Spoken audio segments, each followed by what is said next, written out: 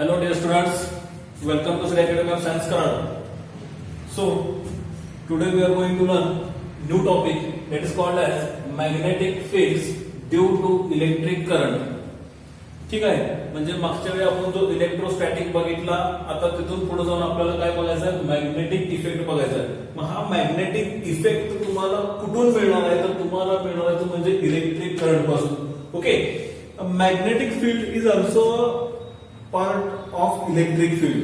म्हणजे magnetic field हा जो काय फील्ड तुम्हाला मिळतोय, हा जसा इलेक्ट्रिक फील्ड मिळाला तसाच पार्ट तुम्हाला मॅग्नेटिक फील्ड मध्ये पण मिळतोय. It also depends on electric field also and electric field also depends on magnetic field. म्हणजे दोघे एकमेकांवरती ते डिपेंड आहेत. ओके, मग आता ह्या टॉपिक मध्ये बघण्या अगोदर पहिल्यांदा आपण त्या इलेक्ट्रोस्टॅटिक्स मध्ये काय केलं, म्हणजे जी इलेक्ट्रिक फील्ड जी क्रिएट केली, म्हणजे आपल्याला जी मिळाली फील्ड, इलेक्ट्रिक फील्ड ही कशी मिळाली.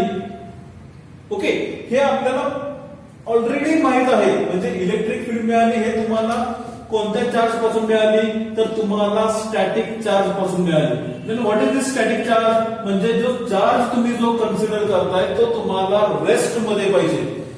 What is mean bye static, it is called as a rest. म्हणजे चार्ज हा मोशन मध्ये आहे का, तर नाहीये. It remains as it is at the same point. म्हणजे एकाच पॉइंटला तो राहणारा जो चार्ज आहे त्याला आपण म्हणतो रेस्ट मध्ये, म्हणजेच त्याला आपण काय सांगतो, it is called as a static charge. मग या चार्ज पासून तुम्हाला ती फील्ड मिळाली. मग आता पॉझिटिव्ह चार्ज असेल तर ती फील्डची डायरेक्शन आपल्याला कशी मिळाली, it goes away from the charge. It goes away from the charge. And if I suppose consider negative charge, then the field will be directed towards the charge. The field will be directed towards the charge. Positive charge असेल तर electric field त्याच्यापासून लांब जाईल, negative charge असेल तर ती field त्याच्या जवळ येईल. हे आपण काय बघितलंय, कुठं बघितलंय, तर the properties of electric field. कुठं बघितलं आपण, प्रॉपर्टीज ऑफ इलेक्ट्रिक फील्ड. मग आता त्या प्रॉपर्टीज ज्या इलेक्ट्रिक फील्ड साठी आपण ज्या पाहिल्या, त्याच प्रॉपर्टीज तुम्हाला मॅग्नेटिक फील्ड साठी पण तुम्हाला मिळणार आहे. म्हणजे पुन्हा मी काय सांगू शकतो, जर तुम्हाला पॉझिटिव्ह चार्ज मिळाला असेल तर फील्डची डायरेक्शन तुम्हाला कशी मिळणार आहे, मॅग्नेटिक फील्डची, तर ती पण तुम्हाला same as it is as electric field. Okay, मग magnetic field is defined as B. It is denoted by B vector. त्यामुळे इथं मी बी वेक्टर तुम्हाला दाखवतोय. पण हा मॅग्नेटिक फील्ड तुम्हाला स्टॅटिक चार्ज पासून मिळत नाही. We get from the motion of charges. We get this magnetic field from motion of charges. Point to be noted, very important point. Electric field तुम्हाला कशी मिळते, स्टॅटिक चार्ज पासून मिळते. Magnetic field कशी मिळते, due to motion of charges. जर तुमचे charge motion मध्ये असतील तर तुम्हाला मॅग्नेटिक फील्ड मिळणार आहे. म्हणजे according to the scientist Hans Christian Oersted. हे एक सायंटिस्ट आहेत, Hans Christian Oersted. He discovered the magnetic field due to electric current. म्हणजे ह्या सायंटिस्टने आपल्याला प्रूव्ह करून दाखवले की जिथं तुम्हाला इलेक्ट्रिक करंट मिळेल तिथंच तुम्हाला काय मिळणार आहे, मॅग्नेटिक फील्ड. म्हणजे ऍज वी नो, जर तुम्ही एखादा बार मॅग्नेट जर तुम्ही कन्सिडर केला आणि त्याला तुम्हाला माहित आहे तर two poles on the bar magnet, एक म्हणजे नॉर्थ पोल, दुसरा म्हणजे साऊथ पोल. मग आता हिथं जी फील्ड क्रिएट झाली from north pole to south pole, मग हे काय आहे, this is also called as a magnetic field. This is also called as a magnetic field. म्हणजे तुम्हाला त्या मॅग्नेट पासून जी फील्ड मिळाली त्या फील्डला पण तुम्ही काय म्हणू शकता, मॅग्नेटिक फील्ड. पण त्याचबरोबर आता ओयरस्टेड काय सांगतोय, ओयरस्टेड असं सांगतोय की सपोज तुम्ही एखादा कंडक्टर जर कन्सिडर केला, suppose this is the conductor in which current I is passing through it. एक कंडक्टर आपण कन्सिडर केलेला आहे, त्या कंडक्टर मधून करंट फ्लो होतोय. मग करंट फ्लो झाला की तुम्हाला काय मिळणार आहे, त्याच्या भोवती तुम्हाला हा मॅग्नेटिक फील्ड मिळेल, which is denoted as B. Okay, मग ह्या फील्डची डायरेक्शन कशी असणार आहे, तर ही डायरेक्शन तुम्हाला अशी बघायला मिळेल. म्हणजे सपोज आता जर मी हा एक कंडक्टर कन्सिडर केला, तर हा कंडक्टर आहे, त्या कंडक्टर मधनं हा करंट असा वरती निघाला, travelling in upward direction. Current is travelling in upward direction. मग इथं मी काय केलं, इथं मी राईट हँड थंब रूल मी यूज केला. मग आता राईट हँड थंब रूल आपल्याला काय सांगतोय, तर हा थंबची डायरेक्शन तुम्हाला कुठली मिळते, thumb gives the direction of the current. Current कुठे चाललाय, वर चाललाय. मग हा थंब काय करतोय, thumb gives the direction of current and this curl finger, म्हणजे हे जे 4 फिंगर्स आहेत ते कर्ल आहेत, बरोबर, म्हणजे ते कर्व झाले. त्या कर्ल फिंगर म्हणजे तुम्हाला इथं काय मिळणार आहे, you will get magnetic field around the conductor. Hence, magnetic field is created due to electric current is passing through the conductor. म्हणजे तुम्ही काय कराल, सपोज आता हा करंट तुमचा त्या कंडक्टर मध्ये फ्लो होतोय आणि तुम्ही एखादा कंपास आणला, मॅग्नेटिक नीडल जर तुम्ही इथं शेजारी घेऊन आला, magnetic needle. If you bring the magnetic needle near to the wire, you will see the deflection in the needle. म्हणजे तुम्ही जर कंपास आणला, जो नॉर्थ साऊथ डायरेक्शन जो तुम्हाला जो दाखवतोय कंपास, तो नीडल जर तुम्ही त्याच्या वायरच्या जवळ आणला तर तुम्हाला त्याचं डिफ्लेक्शन बघायला मिळेल. सपोज तुम्ही या पॉइंटला जर प्लेस केला तर तुम्हाला हे असं काहीतरी डिफ्लेक्शन दाखवेल. तुम्ही इथं प्लेस केला तर तुम्हाला हे डिफ्लेक्शन असं काहीतरी दाखवेल. तुम्ही इथं प्लेस केला तर तुम्हाला हे डिफ्लेक्शन असं काहीतरी दाखवेल. ओके, तुम्ही इथं जर प्लेस केला तर इथं तुम्हाला हे असं काहीतरी डिफ्लेक्शन दाखवेल. म्हणजे तुम्ही जर ते डिफ्लेक्शन प्रत्येक पॉइंटला जर बघितलं अराउंड दी वायर, तर तुम्हाला एक सर्कल फॉर्म तुम्हाला बघायला मिळेल. एक सर्कल फॉर्म तुम्हाला बघायला मिळेल. म्हणजेच तुम्हाला काय दाखवतोय, gives the direction of the magnetic field. मग त्यासाठी आपल्याला राईट हँड थंब रूल माहिती आहे, जे तुम्हाला 10th मध्ये झालेलं आहे.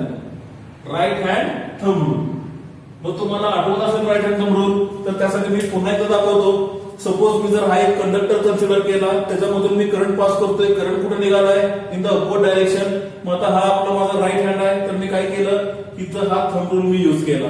मग आता हा थंब काय दाखवतोय मला, it gives the direction of the current and this curl finger gives the direction of the magnetic field. म्हणजे तुम्हाला ही मॅग्नेटिक फील्ड तुम्हाला अशी मिळेल.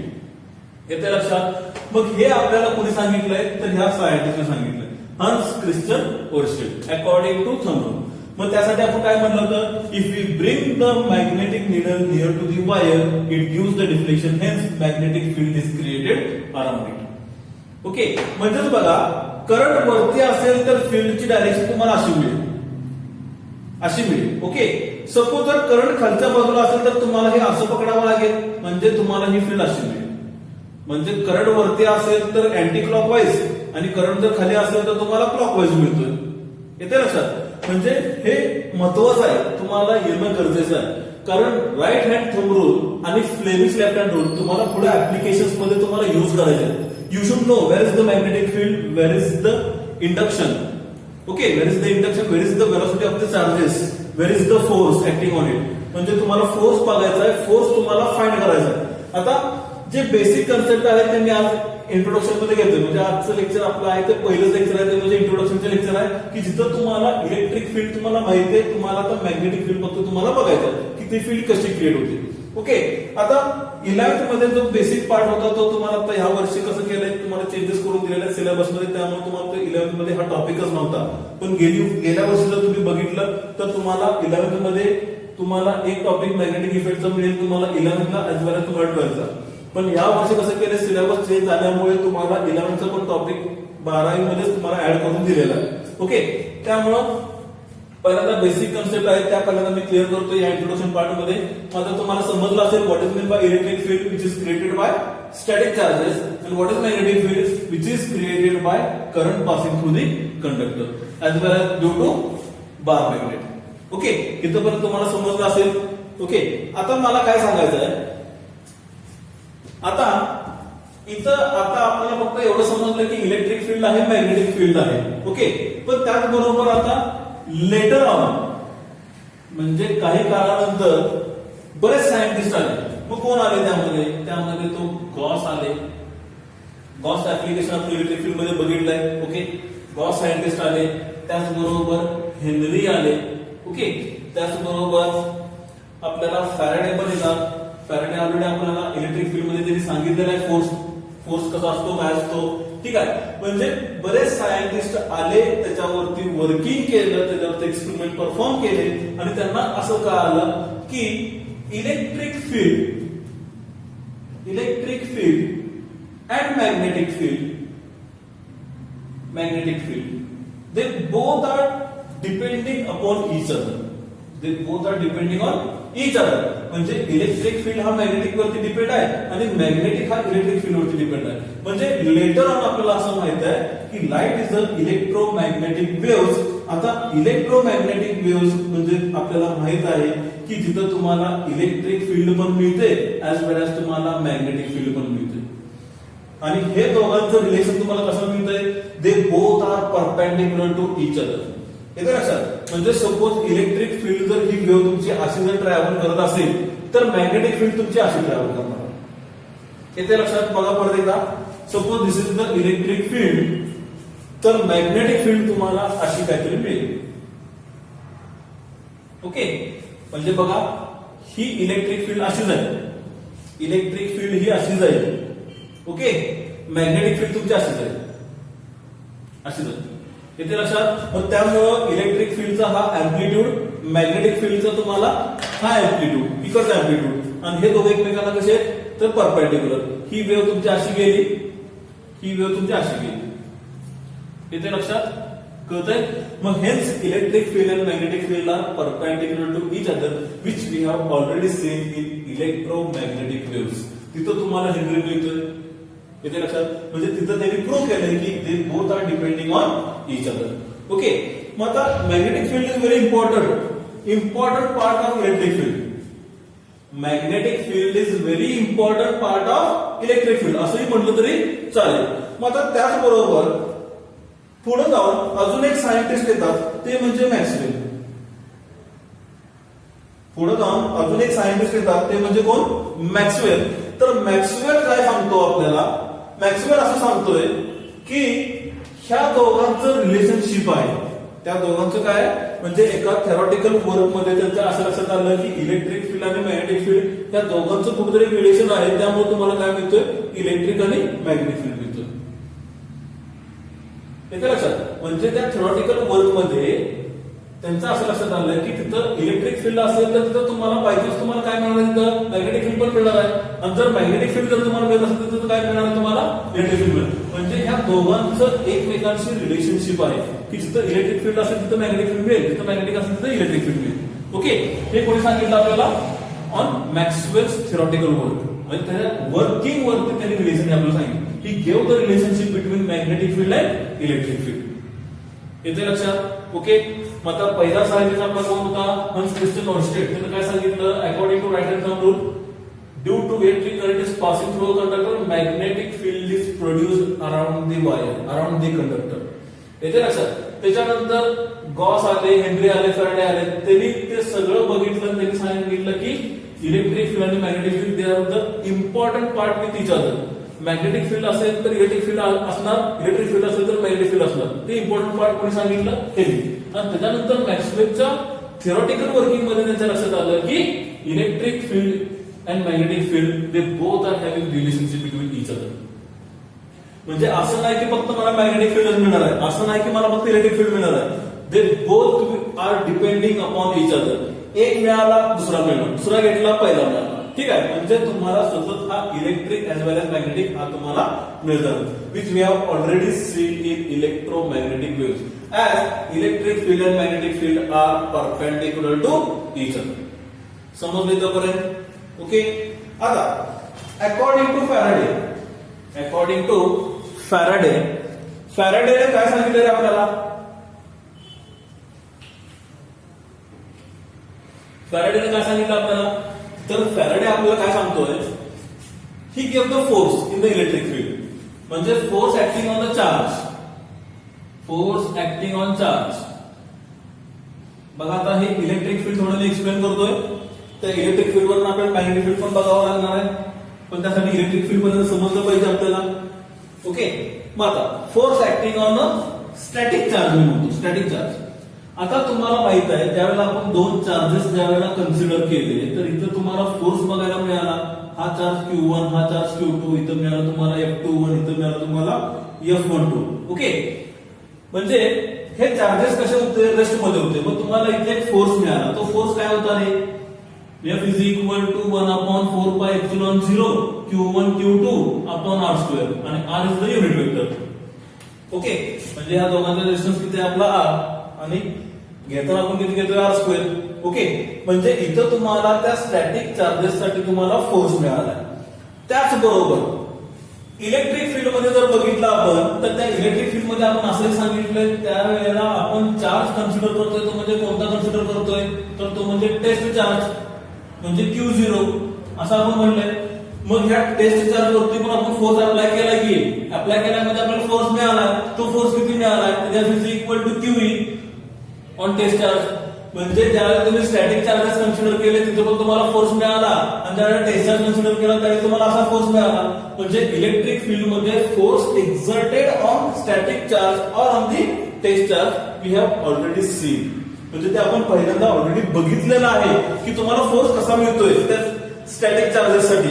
ओके, एक तर फोर्स तुमच्याकडे असा फॉर्म्युला मिळतोय 1 upon 4 pi epsilon 0 Q1 Q2 upon R square. आणि जर टेस्ट चार्ज असेल तर तुम्हाला फोर्स कसा मिळतो F is equal to QE. Okay, म्हणजे इथपर्यंत समजलं तुम्हाला. तर काय हवं असेल तर पॉज करून तुम्ही नाही नोट डाऊन करून घ्या. पॉज करून नोट डाऊन करा. पॉज करा, नोट डाऊन करा. ओके, रब करतोय.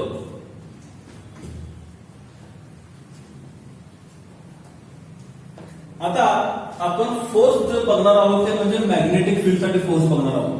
ठीक आहे, मग आता मॅग्नेटिक फील्ड पहिल्यांदा तर आपल्याला एक समजलं की मॅग्नेटिक फील्ड कशी मिळणार आहे. According to our state when a current carrying conductor produces a magnetic field around the conductor. हे आपल्याला आता माहित आहे and it is denoted by B vector. Okay, आता एक समजले आपल्याला तिथं मोशन ऑफ चार्जेस पाहिजे. काय पाहिजे आपल्याला तिथं मोशन ऑफ चार्जेस. आता बघा मी काय सांगतोय. Suppose this is the conductor. एक कंडक्टर मी कन्सिडर केला, त्या कंडक्टर मधून करंट पास झाला तो म्हणजे I. आता let Q be the charge flowing through the conductor. म्हणजे आता इथून जर तुम्ही बघितलं ही डायरेक्शन म्हणजे काय असणार आहे इलेक्ट्रॉनची डायरेक्शन असणार आहे. ओके, इलेक्ट्रॉनची डायरेक्शन असणार आहे अशी आणि त्याचबरोबर करंटची डायरेक्शन असणार आहे अशी. मग आता हे पॉझिटिव्ह चार्जेस हे निगेटिव्ह चार्जेस म्हणजे निगेटिव्ह चार्ज तुमचा इकडून इकडे येतोय आणि पॉझिटिव्ह चार्जेस तुमचा इकडून इकडे जातोय. ओके, म्हणजे इथून तो चार्ज फ्लो होतोय पण त्या चार्जला काहीतरी व्हेलॉसिटी आहे ती म्हणजे मी V कन्सिडर केला, V vector, because it has a particular direction. ठीक आहे, आता according to right hand thumb rule मला इथं मॅग्नेटिक फील्ड बघता येईल. म्हणजे सपोज आता हा कंडक्टर आहे म्हणजे हा कंडक्टर आहे. इथं मी काय केलं राईट हँड थंब रूल मी युज केला. आता ही झाली थंब म्हणजे it gives the direction of current आणि कर्ड फिंगर म्हणजे तुम्हाला हे काय मिळणार आहे मॅग्नेटिक फील्ड. काय मिळणार आहे मॅग्नेटिक फील्ड.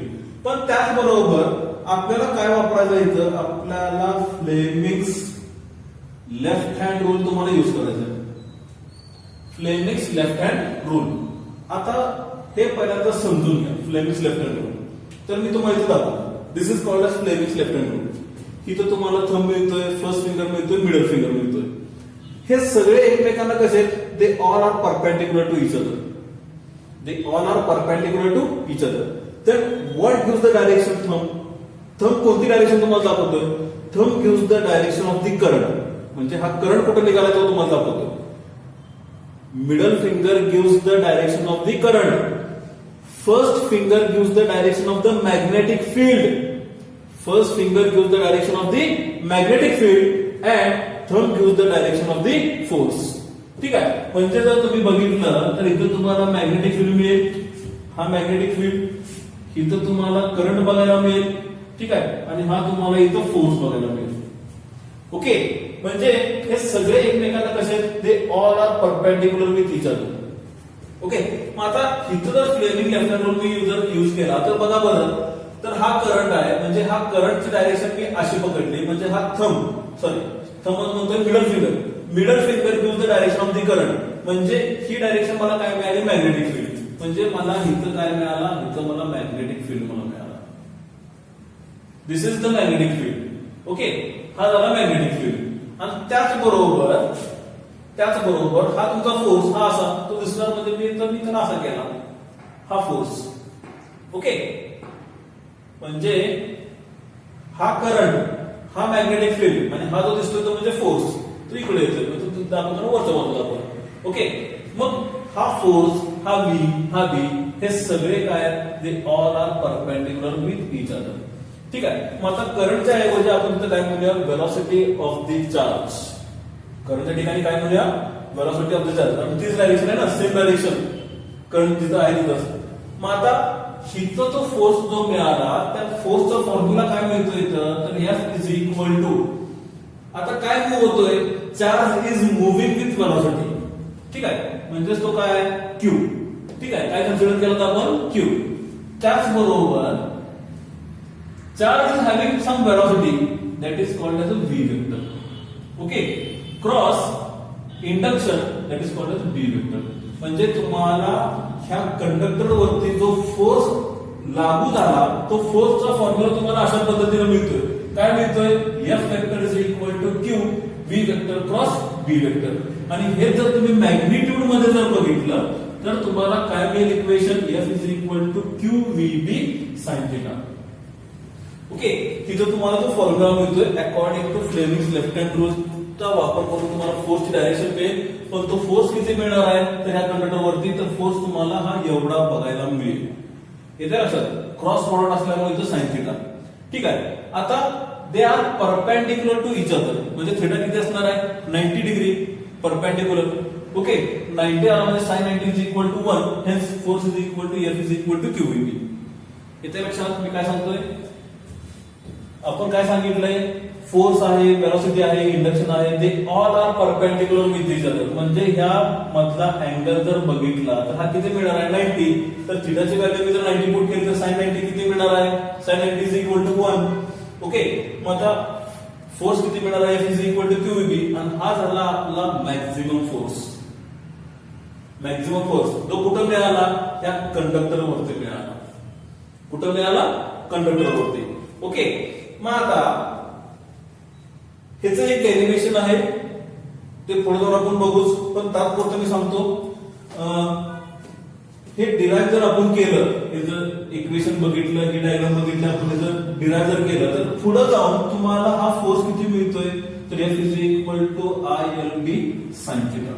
म्हणजे जर वेक्टर फॉर्म जर पाहिला तर या vector is equal to IL vector cross B vector. This is your equation. म्हणजे तुम्हाला इथं फोर्स साठी किती फॉर्म्युला मिळाले, तर तुम्हाला इथं फोर्सला 2 फॉर्म्युला तुम्हाला इथं मिळतात. F is equal to QVB sin theta किंवा F is equal to ILB sin theta. Very important formula, हे लिहून घ्या, लिहून घ्या, पॉज करा, लिहून घ्या. ओके, ह्याचं डेरिव्हेशन आहे, हे ओल्ड 11th टेक्स्ट बुक मध्ये आहे. Old 11th text book. ह्या वर्षी तुम्हाला हा पॉईंट दिलेला आहे, डायरेक्टली फॉर्म्युलाज तुम्हाला दिलेले. ओके, त्यामुळे हे नोट डाऊन करून घ्या. F is equal to ILB sin theta. हे डेरिव्हेशन एक जुन्या पुस्तकामध्ये दिलेलं आहे, ते तेवढं तुम्ही एकदा रीड करून घ्या, तुम्हाला समजून जाईल, काय अडचण येणार नाही. तर हे फॉर्म्युला तुम्हाला इथं मिळतात फॉर मॅग्नेटिक फील्ड. ओके, आता त्याचबरोबर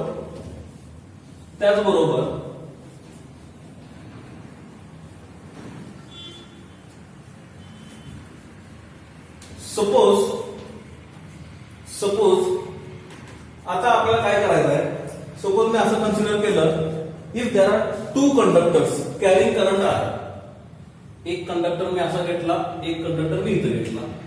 दोन्ही कंडक्टर मधून जर पाहिलं तर करंटची डायरेक्शन मला दोन्हीकडे सेम मिळणार. ओके, दोन्हीकडे करंटची डायरेक्शन कसे सेम आहे. ओके, सेम आहे.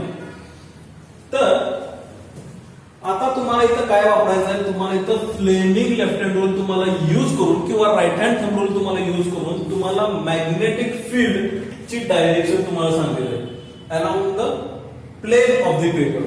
म्हणजे आता इमॅजिन करा, सपोज हा एक प्लेन आहे. ठीक आहे, हा एक प्लेन आहे, तो प्लेन मी असा प्लेस केला. इथं एक कंडक्टर मिळतोय, इथं एक कंडक्टर मिळतोय, म्हणजे हे 2 कंडक्टर. ठीक आहे, हा आपला तुमचा हा एक कंडक्टर आणि इकडचा तुमचा दुसरा कंडक्टर, हा तुमचा प्लेन, आणि हे एकमेकांना कसे परपेंडिक्युलर आहे. म्हणजे आता ती करंटच्या डायरेक्शन वरून मला मॅग्नेटिक फील्ड मिळेल according to right hand thumb rule. According to right hand thumb rule बघा,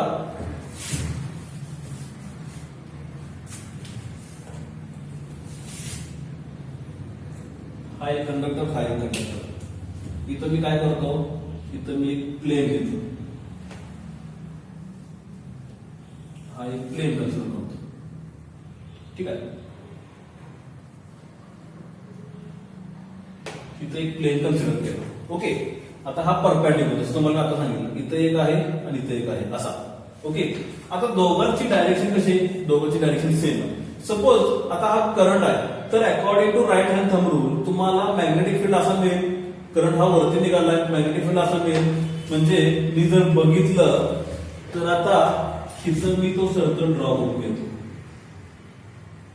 ही मिळाली मॅग्नेटिक फील्डची डायरेक्शन.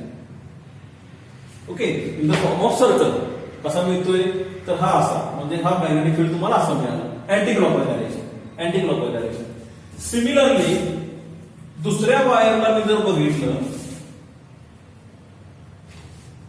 तर याला मी फर्स्ट म्हणतो, त्याला मी सेकंड म्हणतो. ठीक आहे, फर्स्ट वायरला तुम्हाला मॅग्नेटिक फील्ड मिळाला, तसंच सेकंड वायरला पण आपल्याला काय करायचं, मॅग्नेटिक फील्ड करायचं. म्हणजे पुन्हा करंट डायरेक्शन सेम आहे, पुन्हा मला राईट हँड साइड असं मिळणार आहे, पुन्हा मला मॅग्नेटिक फील्ड कशी मिळणार आहे, anti clockwise direction. Okay, anti clockwise म्हणजे पुन्हा हा असाच मिळेल. Okay, magnetic field. तर दोन्ही फिगर साठी जर तुम्ही बघितलं, मॅग्नेटिक फील्ड कशी आहे दोघांसाठी, for both the conductors it is in the anti clockwise direction. म्हणजे एक असा फिरतोय तर दुसरा पण तसाच फिरतोय, म्हणजे दोघं पण असेच फिरतात एकसारखे. येते लक्षात, दोघं पण एकसारखेच फिरतात. मग हा आता मॅग्नेटिक फील्ड मला काय सांगायचं आहे, ह्या वायरसाठी जी फील्ड क्रिएट झाली ती आत निघाली का बाहेर निघाली, inside the plane of the paper. म्हणजे प्लेन हा तुम्ही जर इमॅजिन केलाय, ओके, त्या प्लेनच्या आतल्या बाजूचा जर आपण विचार केला, ठीक आहे, सपोज मी असं पकडला तर इथं तो इंडक्शन आत येतोय. ओके, आणि इथं मी जर बघितलं तर तो इंडक्शन मला इथं मिळतोय. म्हणजे एक मला आत मिळतोय, एक मला बाहेर मिळतोय. ज्या वेळेला हा फील्ड इथं पोहोचेल त्यावेळेला हा इथं पोहोचेल. म्हणजे पुन्हा हा काय झाला, हा आत आला, हा बाहेर गेला. कळते का मी काय सांगतोय बघा.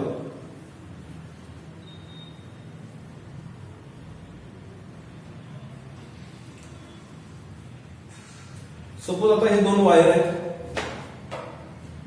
फर्स्ट वायर सेकंड वायर, आणि हा तुमचा प्लेन आहे. इथं मी काय पकडलं, राईट हँड थंब रूल मी युज केला असा, तर ही फील्ड मला अशी मिळाली. ओके, ही फील्ड मला अशी मिळाली. इथं बघितलं, इथं पकडलं तर इथं पण फील्ड मला अशी मिळाली, अँटी क्लॉकवाईज. दोघांना पण कसे, अँटी क्लॉकवाईज. ओके, आता ज्या वेळेला मी इथं पकडतोय त्यावेळेला दोन्ही पॉईंट सेम पकडू. हा पॉईंट इथं आहे, ह्याचा फील्डचा इथं आहे. तो ज्या वेळेला इथं येईल त्यावेळेला हा कुठं असेल, हा त्यावेळेला इथे येईल. हा ज्या वेळेला इथं येईल त्यावेळेला हा कुठं असेल, इथं असेल. हा ज्या वेळेला आत येईल त्यावेळेला हा पॉईंट कुठं असणार आहे, हा पॉईंट तुमचा इकडे पुढे सरकेल. येते लक्षात. म्हणजे इथून हा पुढे त्यावेळेला असा येईल, त्यावेळेला हा इथून पॉईंट इकडे असा येईल. म्हणजे एक फील्ड जर आत आली तर दुसरी फील्ड काय असणार आहे, बाहेर जाणार आहे. म्हणजे एक इनवर्ड असणार आहे आणि एक आउटवर्ड असणार आहे. आता इनवर्ड आणि आउटवर्ड म्हणजे नक्की काय सांगतोय, तर इंडक्शन मॅग्नेटिक फील्ड आपण सांगतोय की कुठं आत जाईल, कुठं बाहेर जाईल. मग आता बघा, मी आता एका बाजूने मी राईट हँड नंबरचा मी युज केला. आता मी इकडं पकडलं, एक डायरेक्शन पकडतो, असं पकडलं, मला इथं काय दिसतोय, आत आलेला दिसतोय, हा असा आत आला. इथं पकडलं तर तो टोटली बाहेर गेला, बरोबर का. म्हणजे ह्याला मी असं डिनोट करतो, इथं मी एक सर्कल ड्रॉ करतो आणि सेंटरला मी डॉट देतो, आणि इथं मी सर्कल ड्रॉ करतो आणि इथं मी त्याला क्रॉस करतो. मग आता हे डिनोट काय करतात, जिथं डॉट दाखवलाय, जिथं डॉट दाखवलाय आणि जिथं मी क्रॉस केलं तर तिथं काय सांगणार आहे, हा तुम्हाला डायरेक्टेड आउटवर्ड्स, डायरेक्टेड आउटवर्ड, आणि जिथं क्रॉस आहे तो म्हणजे डायरेक्टेड इनवर्ड, डायरेक्टेड इनवर्ड. हे लक्षात ठेवा. म्हणजे सेंटरचा पार्ट, म्हणजे बघा आता मी हा इथून असा पकडला, ही फर्स्ट वायर आहे, ही सेकंड वायर. इथून मी बघितलं, इथून मी असं पकडलं तर हा मला काय दिसतोय, इथून आत गेला दिसतोय. पण इकडनं मी जर पकडलं तर हा मला इथं काय दिसतोय, बाहेर गेला दिसतोय. हा इथनं आत निघालाय आणि हा इकडून बाहेर निघालाय. येते का लक्षात. इथून ह्या पहिल्या वायरसाठी फील्ड जी अशी आत निघाली त्याला मी काय म्हणलंय, इनवर्ड. त्याला मी काय म्हणलंय, इनवर्ड. आणि इथं मी ज्या वेळेला पकडणार असं, त्यावेळेला इथून तो बाहेर निघाला, इकडून राईट हँड थंब पकडला तर हा इथून काय करतोय, बाहेर जातोय. ओके, मग त्यासाठी बघा, इथं मी क्रॉस केलं म्हणजे इथं डायरेक्टेड इनवर्ड, म्हणजे मी असं जर पकडलं तर हा इकडून असा आत येतोय आणि इथून जर पकडलं तर इथून हा बाहेर जातो. म्हणजे एक पॉइंट तुम्ही पहिल्यांदा कन्सिडर करून घ्या. इथं कन्सिडर केला तर हा कुठं असणार, इथं असणार. हा इथून इथं आला, हा इथं आला, म्हणजे हा आत आहे पण हा कुठं आहे, पॉइंट बाहेर आहे. ज्या वेळेला हा आत येईल त्यावेळेला हा बाहेर जाईल. येते कसं, म्हणजे मी हा क्रॉस इकडे घेऊ शकतो, हा डॉट मी इकडे घेऊ शकतो. कसंही म्हणजे तुम्हाला पण अल्टरनेटिव्ह राहणार आहे. ज्या वेळेला दोन कंडक्टर कन्सिडर करतात, दोघांची डायरेक्शन जर करंटची सेम असेल तर तुम्हाला एक आउटवर्ड मिळेल, एक तुम्हाला इनवर्ड मिळेल. आणि सपोज जर करंटची डायरेक्शन जर चेंज झाली, जर करंटची डायरेक्शन जर चेंज झाली तर तुम्हाला तो फरक जाणवेल. तुम्हाला आता काय फरक जाणवणार आहे बघा. त्यासाठी हे समजणं गरजेचं आहे. सपोज मी अजून एक प्लेन कन्सिडर केला, पुन्हा दोन वायर्स मी कन्सिडर केले किंवा दोन कंडक्टर कन्सिडर केले. ओके, आता हा करंट तुमचा वर निघालाय, हा करंट तुमचा खाली निघालाय. ठीक आहे, आता बघा बरं, तुम्ही इथे लेफ्ट हँड रूल पण यूज करू शकता, फ्लेमिश लेफ्ट हँड रूल. आता फोर्स जर काढायचा असेल, फोर्स या दोन्ही वायरचा, तर कसा काढायचा, तर आता बघा फ्लेमिंग लेफ्ट हँड रूल. हा करंट वरती गेला, हा मॅग्नेटिक फील्ड इकडे मिळाला तुमच्या बाजूला टुवर्ड्स यू, आणि हा फोर्स आत मिळाला, म्हणजे हिथून मला फोर्स इकडे मिळेल आत, F1 फर्स्ट वायरचा. ओके, आणि हिथं जर मी पकडलं, हे असं पकडणार, म्हणजे हा बघा मिडल फिंगर, करंट वरती निघाला, मॅग्नेटिक फील्ड पलीकडे टुवर्ड्स बोर्ड मॅग्नेटिक फील्ड, आणि फोर्स आतल्या बाजूला, म्हणजे परत मला फोर्स इकडे मिळेल. म्हणजे इथं मला फोर्स कसा मिळतो बघा, they both get attracted towards each other. ज्या वेळेला करंटची डायरेक्शन सेम असेल, फोर्सेस कसे, they get attracted towards each other. करंटची direction same, force get attracted towards each other. Current in opposite direction, म्हणजे साहजिकच फोर्स कुठे असणार आहे, इन द अपोजिट डायरेक्शन. समजलं का, कळतंय? ओके. आता जसं आता अँटी क्लॉकवाईज मला इथे डायरेक्शन विद्युत मॅग्नेटिक इंडक्शनचा, तसंच मॅग्नेटिक इंडक्शन मला इथं पण फाइंड करता येईल की. मग बघा बरं, आता हा असा एक करंट वरती निघालाय, right hand thumb rule use केला म्हणजे मला अँटी क्लॉकवाईज मिळतो. ओके, अँटी क्लॉकवाईज म्हणजे मी जर डायग्राम ड्रॉ केली तर हा सर्कल मला असा मिळेल, anti clockwise direction magnetic field. आणि जर इथं बघितलं तर करंट खालच्या बाजूला आहे, म्हणजे थंब कुठे गेला पाहिजे, खाली गेला पाहिजे, आणि हा असं बाहेर येतोय म्हणजे हा असा आहे, हा असा आहे. ठीक आहे, म्हणजे हा तुम्हाला क्लॉकवाईज मिळाला, हा तुम्हाला अँटी क्लॉकवाईज मिळाला. इथं दोघं पण कसे होते, अँटी क्लॉकवाईज होते. इथं एक अँटी क्लॉकवाईज आहे, एक क्लॉकवाईज आहे, म्हणजे एक असं येतोय तर एक असा येतोय, हे असे येतो. कळतंय? ओके, ठीक आहे. मग त्याच्यावरती आता जर फ्लेमिंग लेफ्ट हँड रूल जर तुम्ही युज केला तर हा तुमचा आता खाली निघालाय ना, खाली निघालाय तर तुमचा हा असा मिळणार, असा मिळाला. करंट खाली, मॅग्नेटिक फील्ड इकडं, आणि हा फोर्स इकडं बाहेरच्या बाजूला. तसंच हा इकडं मिळतो, म्हणजे हा इकडं असं गेला तर हा फोर्स तुम्हाला इकडून मिळाला. येते लक्षात? म्हणजे अपोजिट डायरेक्शन असल्यामुळे तुम्हाला तो फोर्स तुम्हाला अपोजिट अट्रॅक्शन तुम्हाला कसं मिळतं, रिपल्शन रिपल्शन तुम्हाला इथं बघायला मिळेल. तिथं सेम डायरेक्शन असेल तर अट्रॅक्शन बघायला मिळेल, अपोजिट डायरेक्शन असेल तर तुम्हाला रिपल्शन इथं तुम्हाला बघायला मिळेल. येते लक्षात? तर काय करा, हे समजण्यासाठी तुम्ही जर तुमच्याकडे ओल्ड टेक्स्ट बुक जर असेल तर तुम्ही थोडं जरा रेफर करा, तुम्हाला हे जरा लक्षात येईल. आणि जर तिथं काही डाऊट असेल तर मला डायरेक्टली फोन करा. ठीक आहे, येते का लक्षात? मी काय सांगतोय, तर फोर्सेस या मॅग्नेटिक फील्ड मध्ये कसे लागू होतात ते तुम्हाला इथं सांगतो. ओके, म्हणजे त्यासाठी तुम्हाला फ्लेमिंग लेफ्ट हँड रूल आणि राईट हँड थंब रूल तुम्हाला येणं गरजेचं आहे. ठीक आहे, मग आता जसं मी इथं सांगितलं आउटवर्ड आणि इनवर्ड. ठीक आहे, डॉट असेल तर डायरेक्ट आउटवर्ड हा इनवर्ड. मग इथं तुम्हाला एक तर इथं तुम्हाला आउटवर्ड मिळेल किंवा एक तर तुम्हाला इनवर्ड मिळेल. एक पार्ट बघितला तर तुम्हाला एक तर आत आलेले दिसतील किंवा एक तर तुम्हाला बाहेर गेलेले दिसतील. जर मॅग्नेटिक इंडक्शनची जर तुम्हाला डायरेक्शन माहित असेल तर तुम्हाला फोर्स या पद्धतीने बघायला मिळणार इन द अपोजिट डायरेक्शन, म्हणजे repulsion. In the same direction, in the opposite direction but they get attracted towards each other. इथं अपोजिट डायरेक्शन आहे पण they get repulsion with each other. येते लक्षात? ओके, ठीक आहे, समजले पर्यंत. तर आजचा हा आपला पार्ट इंट्रोडक्टरी पार्ट होता की थोडं तुम्हाला बेसिक हे समजलं पाहिजे. आता तुमच्या टेक्स्ट बुक मध्ये तुम्हाला एवढं दिलेलं नाही डिटेल मध्ये, पण थोडक्यात मी आता जेवढं सांगायचं तेवढं मी इथं सांगितलेलं आहे.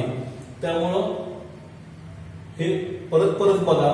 नाही समजलं तर मला कॉल करा किंवा मला मेसेज करा. तर नेक्स्ट लेक्चरला मी तुम्हाला नक्की त्याच्यावरती तुम्हाला थोडं एक्सप्लेनेशन देईल. तर आजचं लेक्चर आपण आज इथंच थांबवतोय. होप सो तुम्हाला आजचं लेक्चर समजलं असेल, कळालं असेल. आणि जर काही डाऊट असेल तर प्लीज मला विचारा. माझा व्हॉट्सअप नंबर तुमच्याकडे आहे. ठीक आहे. So thank you.